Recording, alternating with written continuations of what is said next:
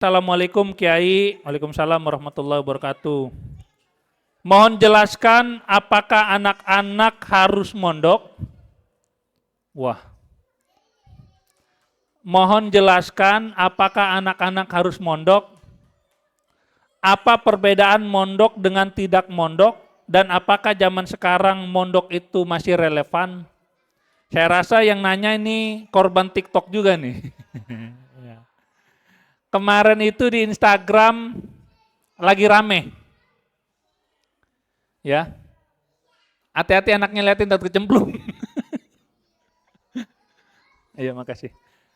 Kemarin itu lagi rame orang hafiz Quran 15 juz, buka kerudung dan dia bangga. Saya udah nggak mau lagi hafiz Quran. Saya nggak mau lagi hafal Quran. Saya udah ngelewatinnya. Ngelihat gak? Ngelihat gak? Ya. Ketika saya lihat dia, ketika mondoknya, ting, wajar. Wajar orang begini akan menjadi musuh Islam. Kenapa? Ketika mondok rambutnya kemana-mana. Berarti bisa jadi pondok pesantrennya kurang mantap juga. Hanya fokus kepada tahfidz saja. Tapi saksiahnya tidak diperhatikan. Ilmu lainnya tidak diperhatikan. Memahami Al-Qur'annya tidak diperhatikan. Sehingga dia ngomong, saya sudah lewat di fase mempelajari Al-Qur'an dan gitu-gitu aja. Nah, itu dia bodoh. Kenapa bodoh? Karena saya lihat ketika dia memegang Al-Qur'an begini, itu kerudungnya, rambutnya kemana-mana, artinya nggak benar. Ya, artinya nggak benar. Nah, mungkin ibu-ibu yang nanya ini, itu akibat dari nonton Instagram itu tuh. Saya jelaskan. Mondok itu luar biasa ibu bapak. Dibandingkan dengan sekolah sekuler.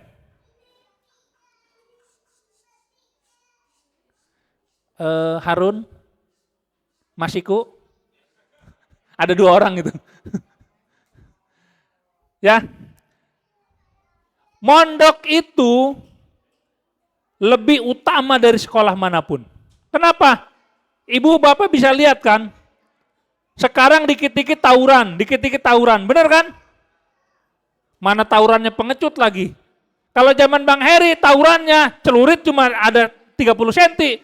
Kalau sekarang tawurannya 3 meter celuritnya. Coba, iya kan? Pengecut, takut mati. Banyak tawuran. Banyak tukang nyolong. Gara-gara judi, gara-gara game online, anak-anak membunuh ibunya. Membunuh bapaknya. Ya, banyak sekali. Akibat dari sekolahan sekuler. Mondok itu luar biasa. Mondok diajari membaca Al-Quran, memahami Al-Quran, tapi mondoknya yang benar, jangan asal mondok. Mempelajari Al-Quran, mempelajari adab, memahami Al-Quran dan mengamalkannya. Jangan hanya baca, menghafal, baru 15 juz berhenti, tapi tidak memahami. Ya kayak tadi tuh jadinya, bangga dengan kebodohannya. Bangga dengan pembangkangannya terhadap Allah. Subhanallah min dzalik. Ya. Berbeda dengan Dewi Sandra. Yang masuk Islam itu siapa Dewi Sandra ya? Yang orang Australia. Dewa Sandra ya? Kok nggak ada yang tahu? Nggak ada yang nonton Kohot TV? Iya, nggak ada yang nonton Kohot TV ya? Ada itu. Dewi Sandra itu mengatakan, saya itu iri kepada hafiz Quran. Saya itu iri. Ya. Saya itu iri kepada hafiz Quran.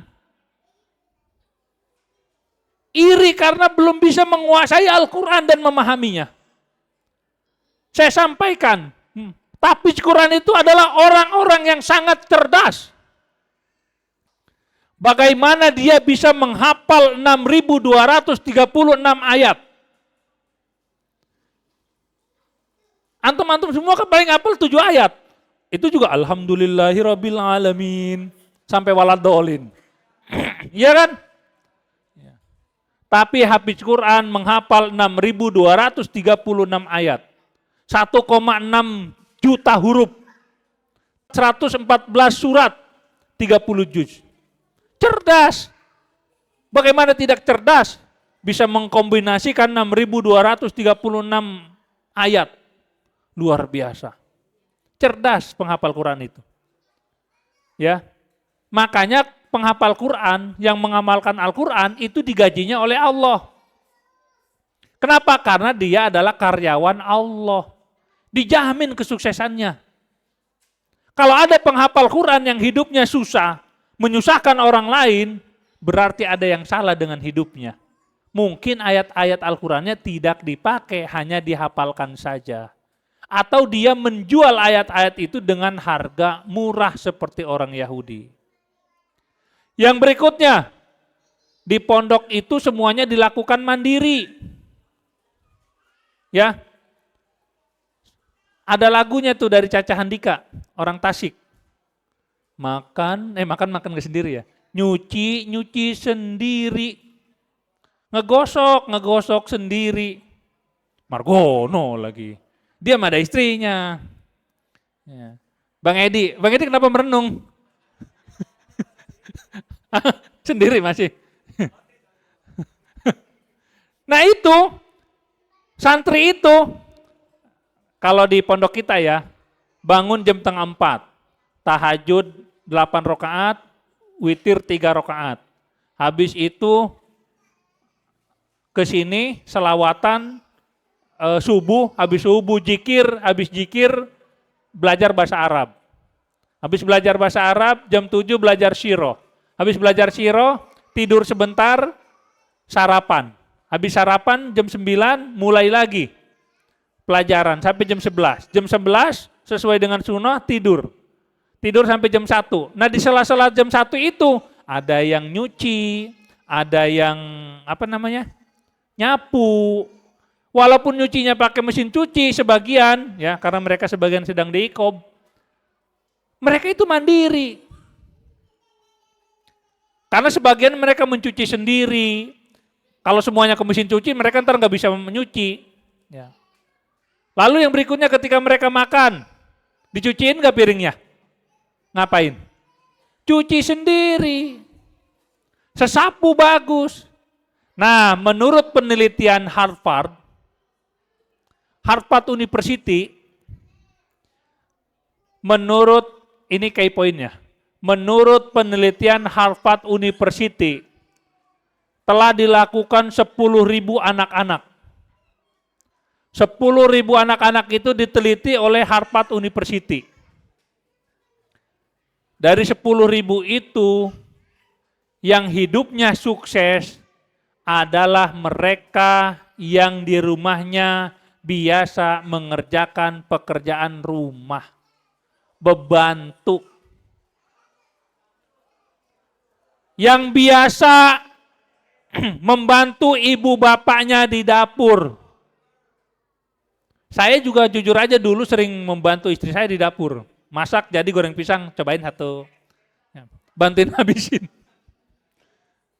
Jadi Harvard University itu melakukan penelitian. Ternyata yang sukses nanti besarnya adalah mereka yang memiliki tingkat emotional quotient-nya tinggi. Ibu saya capek, kasihan saya bantuin cuci. Bapak saya capek kerja, nyari duit, saya tunda jajannya. Ya cukup seminggu 10.000 lah. Itu emotional question. Yang rajin mencuci, yang rajin ngepel, yang rajin menyapu, yang rajin membantu pekerjaan rumah, itu mereka akan sukses. Ini menurut penelitian Harvard University. Diteliti dari 10.000 anak-anak. Nelitinya puluhan tahun. Kalau orang barat kan meneliti begitu, sampai puluhan tahun. Dari dulu teliti, nanti ditanya lagi, dulu teliti, ntar ditanya lagi. Ya, baru kemarin dipublish bahwa anak-anak yang sukses adalah anak-anak yang sering membantu orang tuanya di rumah. Itu sama dengan di pondok. Di pondok itu dilatih membantu. Membantu ngebersihin rumah, membantu memasak. Makanya saya tidak setuju. Ada wali santri yang anak laki-lakinya nggak boleh masak. Saya emang nggak setuju sebenarnya. Sama saya mah disuruh masak, orang mereka senang masak kok. Senang masak kan? Senang makan? Ya seminggu sekali lah mereka masak. Kenapa? Karena dulu waktu saya mondok saya juga masak. Ya, makanya saya pintar ngegonjeleng, tahu nggak ngegonjeleng? Nah, tahu nggak gonjeleng ya? Nah.